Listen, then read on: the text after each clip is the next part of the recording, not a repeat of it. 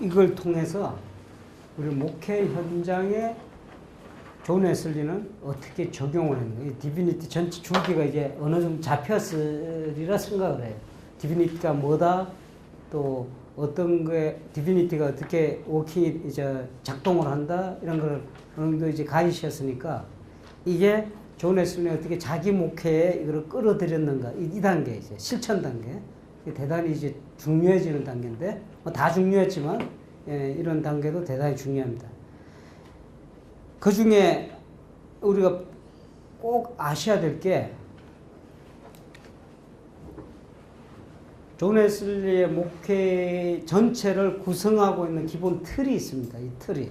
그 틀을 쭉 리서치를 통해서 제가 보니까 세 가지가 작동이 되고 있는데 1786년 8월 4일 그때 좀 이제 말년에 존 웨슬리 말년에 접어들 때입니다.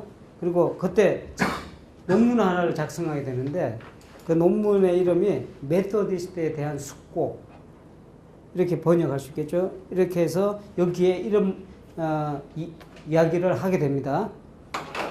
한번 들어보세요.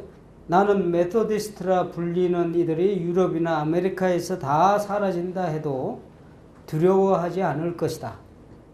내가 정말 두려워하는 것은 그들이 경건의 능력을 상실한 채 경건의 모습만 남은 하나의 죽은 공동체로 전락하는 것이다.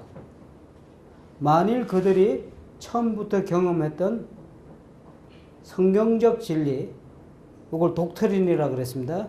그것을 실제화하는 영의 능력, 스피릿, 그리고 이를 지속적으로 실천하는 자기 채찍질, 디스플린, 이 전체를 꽉 붙들지 않는다면 의심의 여지 없이 그렇게 되고 말 것이다. 중요한 이야기를 했어요.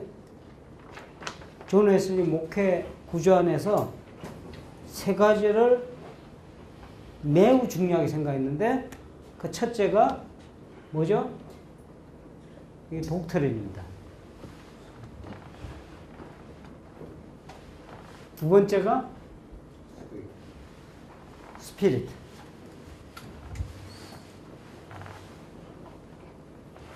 세 번째가 디시플린.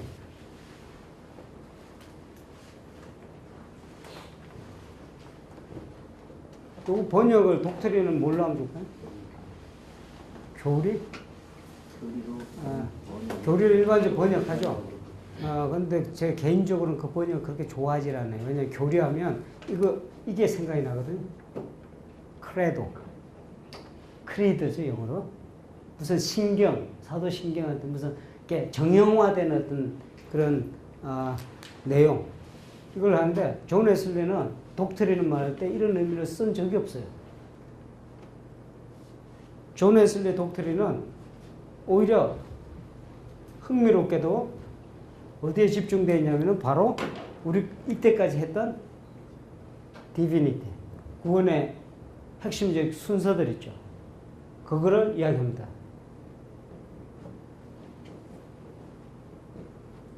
이거를 가장 실제적으로 포함하고 있는 것이 제가 말씀드린 설교 44편이라고 그랬어요. 그리고 그 외에 또 추천하는 게 있어요. 독트린을 유지하는 제가 이 디비니티는 어디서 나왔냐면은 아까 말씀드렸듯이 성경에서 나왔다 했어요. 성경적 진리를 독트린이라고 그랬고 그것이 구체화된 게 디비니티라고 그런다면 이 디비니티를 잘 이렇게 설명해주고 있는 게 뭐냐면 세 가지가 있습니다. 첫째가 44편의 설교, 표준 설교라고 합니다. 두 번째가 존 웨슬리가 주석서를 하나 쓰죠. 주해서. 뉴 테스트먼트 주해서입니다. 신약 성서 주해. 혹시 갖고 계신 분 있어요? 요새 영국 교회에서 영국에서 파는 책을 보면 성경책을 파는데 웨슬리 성경책이 있어요. 그 보면 신약 성서 주해가 들어가 있고 구약 성서 주해가 같이 들어가 있어요. 그런 책이 있는데 영어로 다 돼 있죠. 근데 여기서 번역이 되는 거거든요. 신약 성서 주해. 대단히 중요합니다. 신약 성서주에.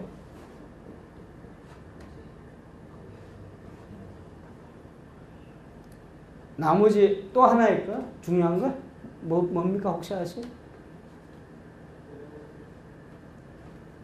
힘, 찬송가, 찬송. 존 웨슬리, 찰스 웨슬리 찬송.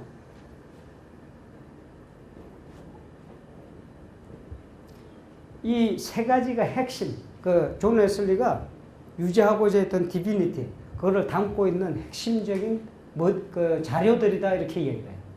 그래서 모든 프리처들, 로컬 프리처는 여기에 기준에서 설교해야 된다라고 얘기해요. 이게 디비니티, 독트린입니다. 이 44편 설교 아까 말씀드렸죠? 신약 성서주에 제가 잠깐 설명했습니다. 요게 또 상당히 중요합니다. 우리 메소디스트는 찬송가 함께 이렇게 부흥된 또 그룹이라고 누가 표현을 하잖아요. 그만큼 찬송이 중요해요. 왜 중요하냐? 찰스 찬송의 내용을 보면요, 이게 약 1000편이 넘는데 그걸 읽어보면 주옥 같은 정말 내용들이 다 담겨있어요. 한 편 한 편이 44편의 설교 맞먹는 그런 정도의 내용을 포함하고 있어요. 근데 안타깝게도 제가 가장 안타까운 부분이 뭐냐, 영국 교회도 이 찰스 거를 상당히 지금 없애고 요새 새롭게 유행하는 찬송가 자꾸 대치를 해. 이건 다 없어지고 많이 없어졌어요. 최근에 Sing the Faith죠? 그걸로 개정을 했거든요. 영국 교회가 Singing the Faith. Singing the. ing 붙이세요. 그 찬송가에 이렇게 들여다보면 뭐 좋은 내용들 많아요. 그런데 찰스 게 많이 빠져 있어요. 그래서 찰스 걸 쭉 보면서 이 내용에 존 웨슬리가 가르치고 했던 디비니티의 핵심적인 내용이 아주 이쁘게 정말 그 아름다운 영어 문장 속에서 그렇게 정말 셰익스피어에 비견할 만한 그런 아름다운 문장들 그걸 보이더라고. 근데 이게 점점 없어지고 있어요. 그래서 제 마음속에 누가 작곡을 잘하는 한국 정말 이 영감받은 작곡가가 생겨난다 그러면 요 내용을 현대 감각으로 누가 좀 했으면 좋겠다는 생각이 들어요. 옛날식으로 하면 좀 무겁잖아요. 막 올겐 덕 해야 되고 이런 거 말고 뭐 그런 것도 있어야 되겠지만 찰스께 참 좋은 게 많거든요. 그런데 그 내용들을 이 뉴 제너레이션 신세대에 좀 맞도록 이렇게 누가 좀 했으면 좋겠어요. 이 공부도 또 한 사람 좀 나왔으면 좋겠어요. 이 찬송가를 갖고 해석하고 분류하고 이런 웨슬리 연구가들 이런 사람들 많이 나와요. 이게 왜냐하면 이게 현장에 적용이 되는데 가장 효과적이에요.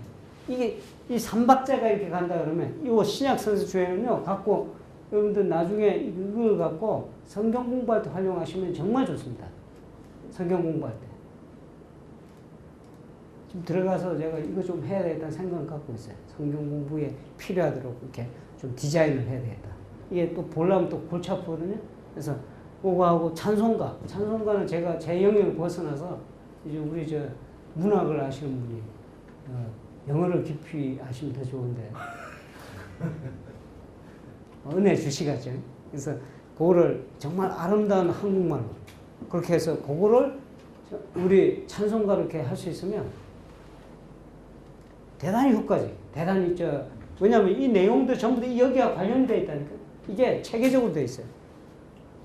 요게 독트린입니다. 그 다음에 스피릿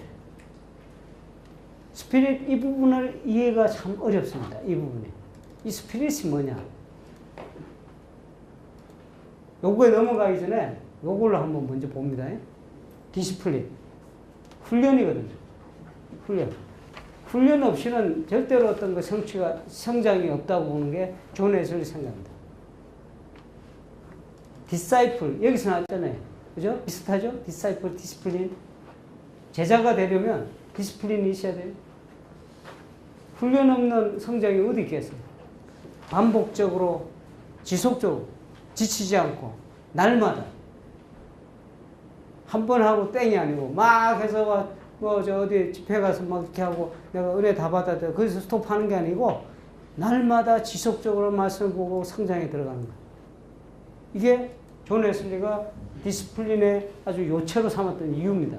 이게 목회에서 이게 이루어져야 돼요. 이 스피릿은 제가 중요하기 때문에 마지막으로 뺐어요. 독트린하고 디스플린하고 요 사이를 연결해 주는 거예요.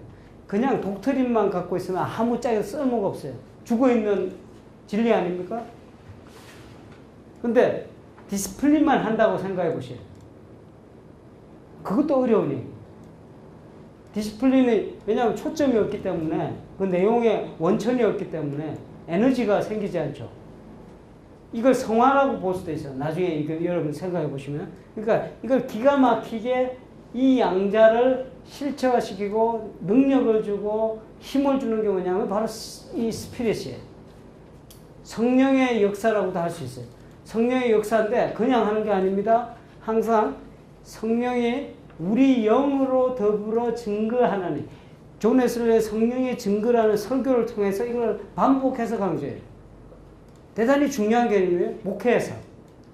우리가 성령 충만을 입는다 하고 끝나잖아요. 그런데 존 웨슬리는 그게 아니고 그게 우리 가운데 우리 영과 더불어서 컨비네이션을 이루면서 증거하는 그런 상황을 만들어갈 수 있도록 이 모든 것을 이 이해를 끌고 들어왔어요. 그러니까 독트린이 살아 움직이려면 스피릿을 통해서 이루어져야 되고 이것이 반복될 때 역시 디스플린이 결과를 얻어내는 이 세 가지가 하나로 묶여져서 오늘 삼겹살 드셨죠? 누가 그러던데? 삼겹살 드셨죠? 삼겹줄이에요. 삼겹줄. 이 세 가지가 존 웨슬리 목회에 있어서는 근간을 이루면서 막 이렇게 아름답게 꼬여서 하나의 큰 동아줄처럼 이렇게 쭉 갑니다. 어느 하나도 흐트러지지 않아요. 여기 보면은 이게 느슨해지면 무슨 일이 벌어져요? 메토디스트 끝난다라고 돼 있어요. 우리 목회 현장에서 이걸 관찰하셔야 돼요. 이 부분에서 어느 부분이 우리가 약화됐는데 목사님 이거 다 약화됐는데 그건 말할 것도 없죠. 뭐. 보니까 뭐 독트린은 뭔지도 모르고 내가 뭘 가르치는지도 모르고 어? 핵심을 모르고 있다는 얘기예요. 구원의 핵심을. 아까 디비니티의 핵심을 모르고 있고 그냥 뭔가 열심히 모여서 가르치기는 하는데 이건 모르고 있다. 디스플린은 잘하는 교회가 있어요. 모여서 날마다 모여서 뭔가는 하는데 이 초점이 없다는 거예요. 그러면 안 되죠. 디스플린이 안 되는 교회가 있어요. 독트린은 무지하게 잘 돼. 뭐 해서 뭐 구원에 해서 티칭이 쫙 돼갖고 뭐 오버헤드 프로젝트 요새 뭐죠 그죠 프로젝트 쫙 쌓아가면서 이렇게 해서 멋있게 이렇게 이해가 다 됐는데 교인들이 이해가 다 되는데 이게 안 돼. 디스플린 없는 거. 이게 몸 일상생활에 체득되고 이렇게 가야 이게 몸이 건강하듯이 이게 그렇잖아요. 우리 영양분 먹고 그냥 가만히 있으면 이것만 나오잖아요. 그죠? 먹고 열심히 운동을 하고 근육으로 바뀌고 이래야 튼튼해지는데 이 기능이 이게 어느 하나가 문제가 일어나면 느슨해지면 전체를 꽉 붙들지 않는다면 의심의 여지 없이라고 했어요. 뭐 의심할 것도 없다는 거예요. 일구의 가치도 없이 그냥 그 메토디스트는 그냥 어떻게 됩니까? 그냥 브레이크다운 되는 거예요. 영어로 말하면 뭐 브레이크다운인데 퍼져버린다는 거예요. 이게 존 웨슬리가 한 이야기예요. 그래서 지속적으로 관심을 두고 왔다는 거예요. 목회적 플랜이 정확했던 사람입니다. 어느 하나도 놓치지 않고 이 세 가지를 일반 목회에서 내가 어디에 강조점이 약한가, 내가 무엇에 문제 있는 걸 끊임없이 관찰하고 이렇게 전진해 나가는 거예요. 목회의 삼겹줄입니다. 목회의 삼겹줄. 자, 여기까지 혹시 질문이 있으시면? 질문 없는 거 강의를 잘하든지 뭐 확실히 뭔가 못하든지 둘 중에 극단적인 문제가 있던데. 아, 감사합니다.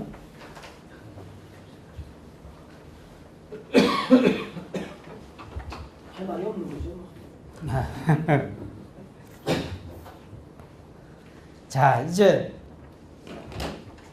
목회적 구조가 났죠? 그러면은 목회적 수단이 나와야 돼요. 어떻게 목회를 합니까? 자, 이게 점점 구체화 됩니다.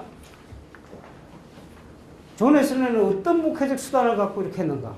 이런 세 가지 기능이 목회적 삼겹줄을 이렇게 이루어가면서 만들어가는가 하는 게 대단히 중요한데, 존 웨슬리가 택했던 방식은 잘 생각하셔야 돼요. 자, 이 모든 일들은, 이 모든 목회적 디비니티의 흐름들은 누가 주도한다고 그러셨어요? 하나님의 은총이죠. 답은 어디에 있느냐면 우리가 하나님의 은총에 리스폰스를 하는 데 있다는 거예요. 하는 은총을 받을 수 있으면 이 문제가 풀릴 거 아닙니까? 하나님의 은총을 어떻게 받습니까? 그게 바로 존 웨슬리가 말한 은총의 수단입니다. 존 웨슬리의 목회는 은총의 수단을 갖고 그거밖에 없어요. 뭐 어디 가서 목회적 스킬들 막 익혀갖고 한 게 아니고 은총을 어떻게 하면 하나님의 은총의 보좌 앞에 나갈까? 맞죠? 그게 사실 맞잖아요. 그죠? 하나님 보좌 앞에 나아가는 그 기본적인 그것만 이루어지면 우리 목회 끝나는 거예요. 하나님 은총만 넘쳐 흐르면, 그럼 어떻게 하나님의 은총을 우리가 넘쳐 흐르도록 우리가 그 자리에 은혜의 보좌 앞에 나아갈 수 있으면, 그게 은혜의 보통의 은총의 수단, the means of grace, 이렇게 나가는 거예요. 자, 은총의 수단을 이해를 이제 잘 하셔야 되는데, 존 웨슬리는 은총의 수단을 이거다 하고 이렇게 결정되기까지는 약간의 시간을 요합니다. 그러니까 고민하고 고민했다는 얘기. 네 가지 단계로 가요. 네 가지 단계. 처음에는 은총의 수단을 아주 간단하게 얘기해요. 이게 기도다. 그 다음에 searching the Bible, 성경 탐구다.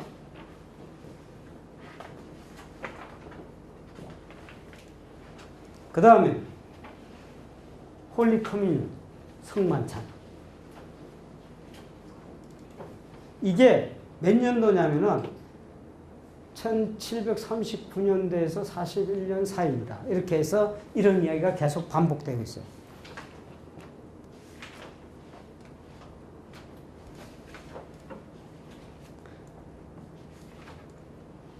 이게 어디서 나온 자료냐면은 그 소위 설교 있죠, 설교. 설교 안에 보면 The Means of Grace라는 설교 제목이 있어요.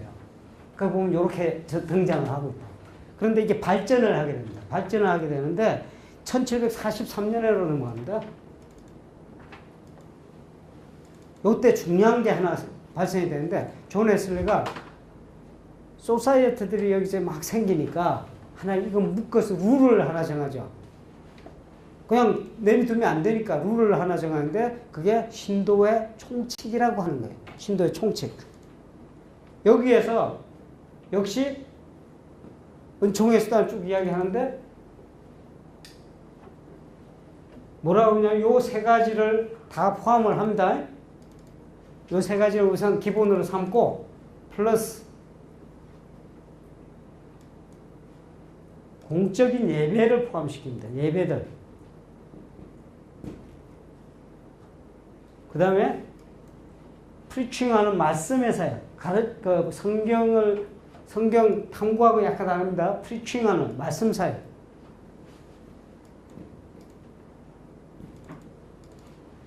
그 다음 하나 더 추가를 하는데 금식을 넣습니다.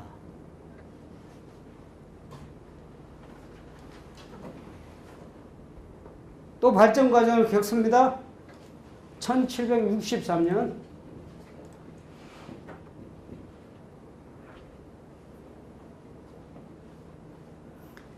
우리 그 컨퍼런스를 열면은 기록을 하잖아요. 그 회의록이라고 그러죠. 그 영어로 minute라고 하는데 minute. 그 회의록을 이렇게 하는데 the great minute라는 게 있어요. large minute. 그거를 몇 년 동안 한 걸 쫙 정리를 해갖고 이렇게 모아놓은 게 있어요. 그 회의록에 더 디테일, 좀 더 발전된 은총의 수단을 이야기해요. 두 가지 형태의 분류한 은총의 수단이 나오는데 하나는 제도적인 은총의 수단이라고 그러고 하나는 뭐라고 그랬냐면 그 상황적인 prudential이라고 prudential. 영어로 표현하면 상황적인 이걸 발전에 들어갑니다. 제도적인 거에 아까 말씀드렸던 거 있죠. 요거 기도, 성경 탐구, 성만찬, 그죠? 거기다가 그 앞에 요거는 기본이라고 합시다. 기본 플러스 금식이 들어갑니다. 금식. 금식은 또 위에서도 금식이 있었죠. 그리고 플러스 하나 더 넣었는데 컨퍼런스. 기독교인들 이렇게 모여갖고 회의도 하고. 근데 그때 당시 회의는 컨퍼런스는 그야말로 이게 구원에 대해서 서로 의논을 하고 나누고 고민하고 이런 컨퍼런스였어요. 지금 컨퍼런스는 우리 연회 모이면 주로 뭐 모여서 뭐 하잖아요. 회의들 많이 하잖아요. 그리고 한 반수 이상 나와서 그냥 사람 만나고.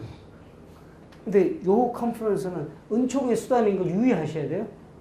그 컨퍼런스를 거기다 집어넣었다는 거예요. 얼마나 중요하게 여기습니다. 상당히 은혜로운 컨퍼런스예요. 상황적인 거에 들어가는 게 이게 약간 더 발전된 단계인데, 자, 악을 행하지 말라, 선을 행하라. 악을 행하지 말라, 선을 행하라는 다른 말이죠. 같은 말입니까? 악을 안 하는 게 선을 행하는 건 아니잖아요. 악을 행하지 말라, 선을 행하라. 이게 들어갑니다. 근데 이렇게 쭉 발전 과정이 가는데 제일 중요한 거, 라스트 1781년에 설교 한 편을 작성하는데 열심에 관하여 on zeal 이런 편을 그게 됩니다.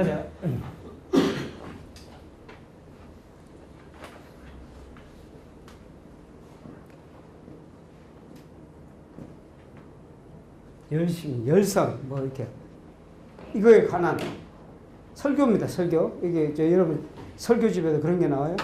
그런데 여기에 아주 희한한 이야기를 해요. 완전히 정리된 은총의 수단을 이야기하는데 크리스찬에게 있어서 제가 읽어봅니다. 웨슬리 말을 직접 읽어봅니다. 크리스찬에게 있어서 사랑은 보좌를 차지한다.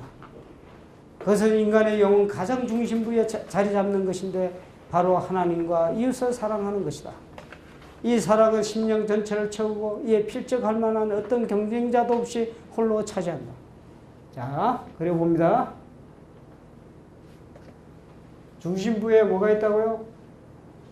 사랑이 있죠. 보세요. 이 보좌의 바깥에 위치한 원은 모든 거룩한 기질이다. 즉 오래 참음과 자비와 양선, 충성, 온유, 절제, 성령의 열매들이죠. 달리 표현해 본다면 그리스도의 마음이라고도 표현할 수 있다. 자, 그리스도의 마음.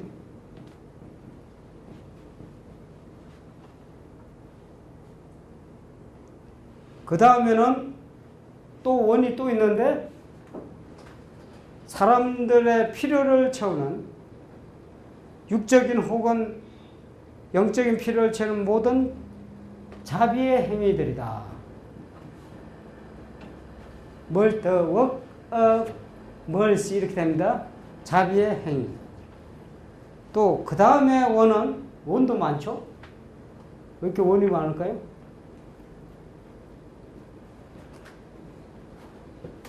그 다음에 원은 소위 경건의 행위들이에요. The works of piety.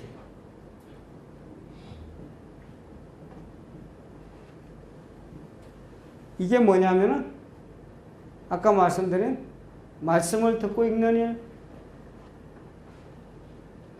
공적인 가족 단위 혹은 개인적인 기도, 성만찬, 금식, 절제 뭐 이런 게 다 들어간다 이렇게 돼 있어요.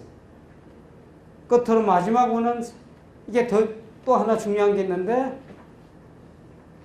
믿음의 사람들 더 효과적으로 사랑과 거룩한 기질들 그리고 선한 행위들로 나아가도록 자극하는 것인데 그것은 그리스도께서 모든 이들을 한 곳에서 연합시킴으로 가능하거든. 이거는 뭐 여러 가지 이야기인데 이것을 요약해서 말한다면 교회이다라고 이야기합니다. 이게 이 이야기가 상당히 복잡하지만 심플하게 하면 요 그림이 그려집니다. 요 그림은. 그래서 여러분한테 뭐 그림 붙여놨죠? 뭐 하나 있죠? 자, 이게 왜 중요해지느냐? 목회적으로 대단히 중요하기 때문에 이거를 굳이 이렇게 좀 시간을 보내서라도 여러분이 좀 하셔야 됩니다. 이걸 이해를 하셔야 돼요. 이렇게 사랑은 하나님을 사랑하고 지극히 사랑하고 내 이웃을 지극히 사랑하는 그 사랑의 상태입니다. 이게 왜 중요하냐?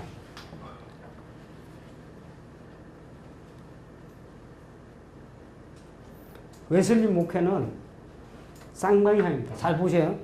여기에서부터 이렇게 흘러나오는 것을 그레이스라고 합니다. 은총. 하나님의 사랑. 거기에서부터 이리 흘러나오는 것을 사랑이래요. 그리스도의 마음이, 여기서 흘러나오면 그리스도의 마음이 되는 것이고, 여기서 흘러나오면 자비의 행위, 이것이 저절로 일어난다는 거예요. 그 다음에 경건의 행위가 일어나고 교회로 이렇게 넘쳐나게 됩니다. 하나님 자비가 이렇게 갑니다. 그러나 우리가 리스폰스 할 때, 은총의 수단으로서 리스폰스 할 때 어떤 상황이 벌어지냐면 스타팅 포인트가, 시작 포인트가 교회부터 시작이 된다는 거예요. 교회, 경건의 행위, 자비의 행위, 그리스도의 마음, 사랑으로 이리 가는 거예요. 이 여기 단계가 완전이라고 하는 단계예요. 완전. 처음에 여기 단계가, 요 단계가 시작 단계. 교회, 경건의 행위, 자비의 행위, 이 안에서, 이 공동체 안에서 잘 마련이 된다 그러면 경건의 행위가 일어날 것이고, 경건의 행위가 잘 배치가 될 것이고, 역시 여기서 잘 된다 그러면 자비의 행위가 일어날 것이고, 다 된다 그러면 그리스도의 마음으로 우리가 변화될 것이고, 이게 충만하게 된다면 이렇게 될 것이다 하는 것이 이게 디비니티 과정이에요, 결국.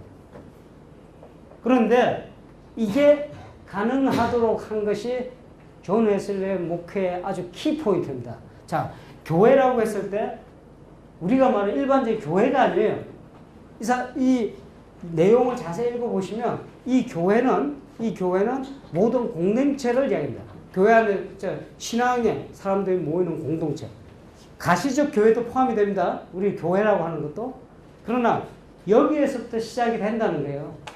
이 공동체. 그래서 공동체가 그만큼 중요해집니다. 공동체가. 존 웨슬리의 핵심에 있어서 소공동체가 중요하다는 게, 공동체를, 자, 여기서 교회를 혹은 공동체를 은총의 수단으로 봤다는 건 대단히 중요한 거예요. 그 이야기는 뭐냐면, 우리 오늘날의 소그룹들 있죠. 그래서 속회든 뭐든 이런 것들이 교회를 유지하기 위해서, 교회라는 단체를 유지하기 위해서 만들어진 공동체가 아니고, 그렇게 한다고, 그렇게 만드시면, 그렇게 목회를 해나간다 그러면 이거는 역방향으로 가는 거예요. 존 웨슬리의 공동체는 모든 공동체, 앞으로 그 공동체가 뭔가를 쭉 말씀드릴 건데, 그 모든 공동체는, 존 웨슬리가 말하는 모든 공동체는 바로 은총의 수단이다 하는 걸 기억을 해 두셔야 돼요. 근데 많은 분들이 소그룹을 본다 할 때, 이 소그룹을 잘못 오해를 하죠. 관리 차원에서 소그룹을 만들어. 그죠? 그런 경우가 많습니다. 근데 존 웨슬리는 절대로 그렇게 하지 않고, 관리 차원의 소그룹이 아니고, 거꾸로, 이 소그룹을 통해서 하나님의 은총을 경험하는 공동체로 생각을 했다, 이거예요. 자, 공동체 5가지가 나오죠? 자, 여러분 아는 공동체 한번 생각해 봅시다. 어떤 거 처음에 뭐가 있어요? 제일 큰 그 사이즈. 크게 보면요, 집회도 공동체예요. 나가선, 이 월드 자체 나가서 우리가 필드, 옥외 집회할 때, 그것도 하나의 큰 공동체 같다. 옥외 집회도 이 안에 포함돼요. 그 다음 단계. 소사이어티. 그죠? 또, 그거 아시는 거 뭐 있어요? 소사이어티보다 좀 작은 규모는 뭐죠? 예, 클래스 밑에 속회보다 작은 게 있어요. 밴드. 밴드를 뭘로 번역하면 좋아? 그냥 밴드입니까, 이도? 밴드. 네. 그 다음에, Selected Society. 들어보셨어요, 혹시? 예, 아주 선별된 소사이티. 이게 기가 막히게 또 여기가 맞아요. 디비니티 구조하고 딱 맞아 떨어지게 배치가 됩니다. 아까 말씀드렸죠? 회개를 초청하는 거에 가장 효과적인 것은 대중집회예요. 주일날 여러분이 어떤 포맷을 하든지 이거 잘 생각해 보셔야 돼요. 거기서는 메시지의 그 방향을 잘 설정하셔야 돼요.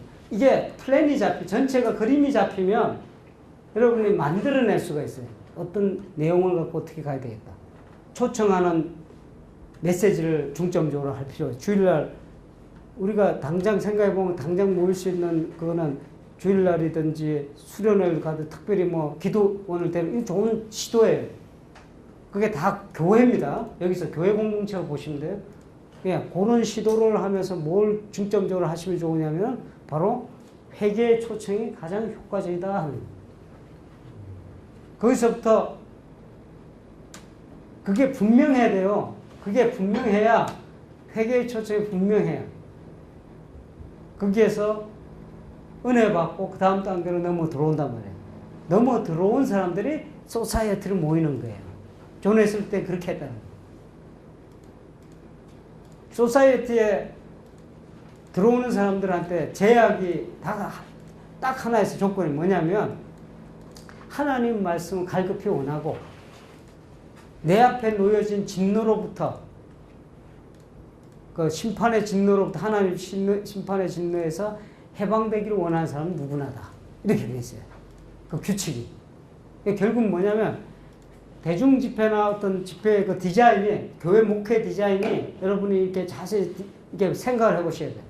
이 회개에 초청하는 그런 집회도 있어야 되겠고 모임도 있어야 돼요. 그리고 아까도 말씀드렸지만 조금 이따가 이제 그 소사이어티 이야기도 가고 뭐 이렇게 진행이 되겠지만 이 공동체들이 교회 공동체가 여러분 지금 갖고 있는 공동체를 생각하시면 안 돼요. 이게 존 웨슬리의 특징 중에 하나가 목회 특징 중에 하나가 내 교인만 이렇게 이런 생각이 없었잖아요. 다양한 형태의 소사이어티를 만들었다. 다양한 형태. 근데 보니까 이번에 요런 걸 잘 활용하는 목회, 교회가 있더라고, 한국에. 이 어디냐면은, 사랑의 교회. 사랑의 교회 혹시 소책자 이렇게 제가 봤더니, 그걸 각 영역마다 벌써 감리교에 그런 교회가 있는지 모르겠어요. 사랑의 교회 보는 관점은요, 뭐가 있냐면은, The world is my parish. 페리시가 국한이 안 돼요. 지금 사랑의 교회 서초동에 있나요? 저 거기서 짓고 있죠. 그 영역만 보질 아니하고 벌써 그 교부 개념이 파괴되어 있다. 서초동만 머무는 교회가 아니에요. 난 모르겠어요. 청도 남부교회 딱 그런 막 인천 전체를 타겟으로 해서. 이게 시야를 확 넓혀갖고 있는 교인 갖고만 하면 힘들잖아요. 다양한 형태로 이걸 접근을 하고 있더라. 사랑이 이미 컸기 때문에 그렇게 할 수 있죠. 천만에 맞아요. 제가 보니까 그 평신도 교육을 끌어들이면서 존 웨슬리가 방법도 그대로 드리는 거예요. 평신도들을 철저히 평신도 제자 양육 안 했잖아요. 옥하는 목사. 그거를 이해를 하고 있다. 이 목회 구조로. 그 평신도 양육을 그냥 양육 차원에서 두질 아니하고 그게 목회 전체하고 링크가 되어 있는 거예요. 우리가 뭘 할 때 이게 링크가 안 되면 그게 에너지가 빠집니다. 이게 일만 많이 벌려놨지. 뭘 하긴 죽으라고 하는데 결실이 없어. 이건 한번 생각해 보셔야 돼요. 효과적으로 가야 되는 게 목회 집결돼야 돼. 에너지가. 집결돼서 나가야 되는데 존 웨슬리가 그랬거든요. 디비니티 집결을 하면서 핵심한 거 줄기는 걸로 가면서 이 가지를 착착 뻗어주면서 다양한 형태의 소사이어티를 개발하기 시작했다. 소사이어티 갖고 커버가 안 되잖아요. 그래서 만든 게 클래스 미팅이에요. 클래스 미팅은 성화 단계에 이르는 사람들의 집중적인 교육이에요. 이제 이해가 가셔요, 이 구조가? 그 전에는 소사이어티 단계만 해도 벌써 회계에서 칭의를 타겟으로 하는 거예요. 회계에서 칭의를 초청해서 거듭남까지 초청하는 거예요. 그러나 거듭난 사람은 어떻게 양용할까요? 그 안에서 그냥 두죠? 잘 생각해 보셔야 됩니다. 거듭남을 체험한 사람들을 그 안에 그 구조에 두면은 다시 역행 현상이 일어나요. 눈을 뜨고 어린아이가 뱃속에 나와서 성장해야 되는데 보니까 성장할 형편이 못 돼. 그럼 뭐 다시 눈 감고 이렇게 죽는 거죠. 성장할 구조가 돼야 됩니다. 그 구조를 만들어준 게 뭐냐면은 클래스 미팅이었다는 거예요. 자, 우리는 클래스 미팅을 만들어야 뭔가 이렇게 되겠다 이렇게 생각하는데 이 구조가 아니라는 거예요. 이미 이 전체 구조 속에서 움직이고 있죠? 클래스 미팅에서 더 이렇게 성화의 단계에서 정말 정성한 믿음으로 나아갈 수 있도록 도와주는 그룹이 필요했어요. 그게 반대예요. 그 반대를 또 만드는 거예요. 존 웨슬리는 이게 특이하다니까요. 그러니까 모든 요소에 필요한 대로 만들어요. 반대에서 보니까 성화의 단계를 더 거쳐서 완전의 단계로 나간 사람 눈에 띄네. 그럼 어떡할 거예요? 완전의 단계 모인 사람들을 selected society라고 그래갖고 거기는 조건이 아무 조건이 없어.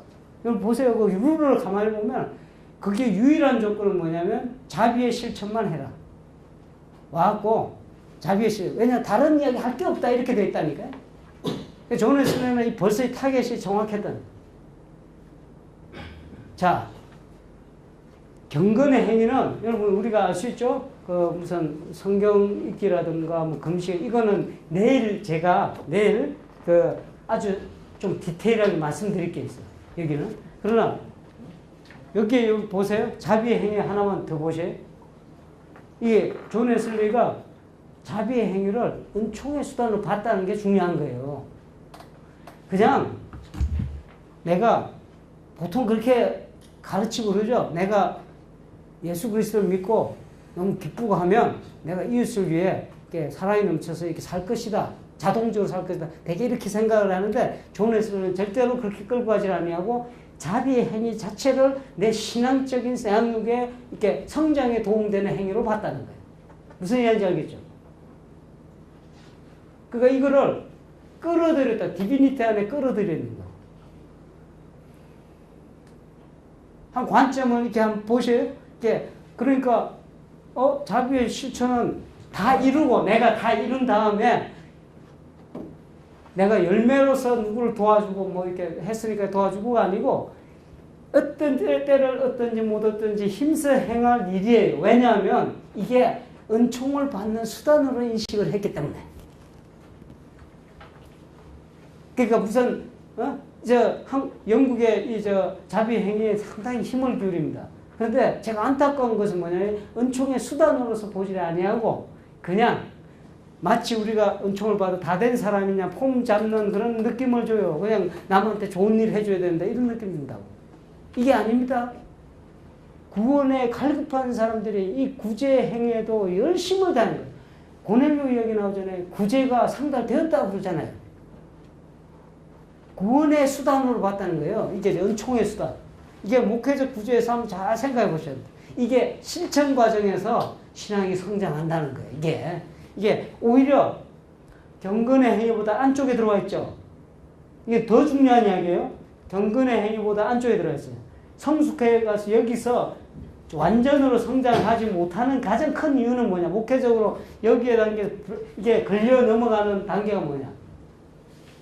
이게 실천이 일어나지 않는 거예요. 존 웨슬리의 목회는요 이렇게 아름답다니까. 이게 우리가 무슨 존 웨슬리 설교에 자비의 행위나 이런 게 분리돼 있지 않아요. 무슨 내가 상과 행위가 신앙과 행위가 분리되고 이런 이야기가 아니에요. 이 안에 다 있다니까. 디비니티 안에 전부 다 이 모든 것을 포용하고 있다는 거예요. 이 은총의 수단이.